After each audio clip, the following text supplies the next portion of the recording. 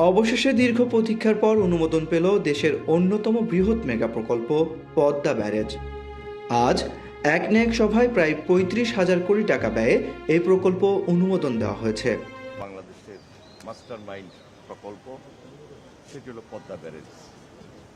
প্রায় ৩৫,০০০ কোটি টাকার এই প্রজেক্ট আজকে অনুমোদন হয়েছে।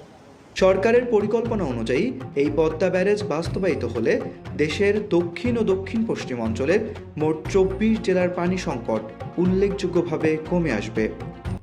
যেখানে বাংলাদেশের ৩ ভাগের ১ ভাগ অঞ্চল, ২৪টা জেলা, ৭ কোটি মানুষ, 37% তারা উপকারভোগী।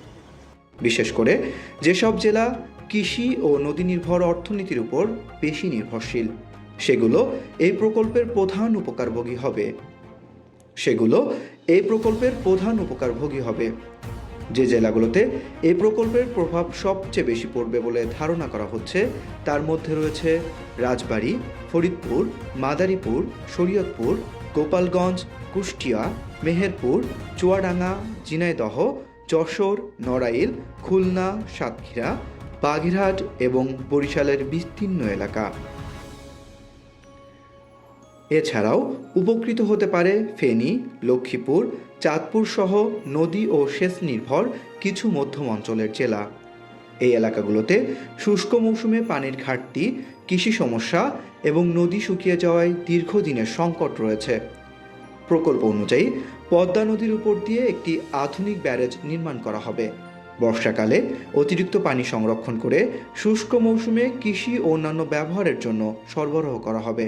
ফলে সেচ সুবিধা বাড়বে, কৃষি উৎপাদন বৃদ্ধি পাবে এবং খরার প্রভাব কমবে। এছাড়া নদী ভাঙন নিয়ন্ত্রণ, মৎস্য সম্পদ সংরক্ষণ এবং নৌ চলাচল ব্যবস্থাতেও ইতিবাচক পরিবর্তনের আশা করা হচ্ছে। দক্ষিণ অঞ্চলের বহু নদীতে আবারও পানির স্বাভাবিক প্রবাহ ফিরিয়ে আনার সুযোগ তৈরি হতে পারে। তবে এত বড় প্রকল্প ঘিরে কিছু শঙ্কাও রয়েছে। পরিবেশবিদদের মতে সঠিক পরিকল্পনা ছাড়া নদীর স্বাভাবিক প্রবাহ এবং জীববৈচিত্র্যের উপর প্রভাব পড়তে পারে। তাই পরিবেশগত ভারসাম্য রক্ষা করাই হবে বড় চ্যালেঞ্জ। সব মিলিয়ে পদ্মা ব্যারেজ এখন শুধু একটি প্রকল্প নয়, এটি হয়ে উঠেছে ২৪ জেলার মানুষের পানি সংকট সমাধানের এক নতুন আশার নাম, যার দিকে তাকিয়ে আছে পুরো দক্ষিণ অঞ্চল। মেহেদী হাসান, অন এয়ার বাংলা।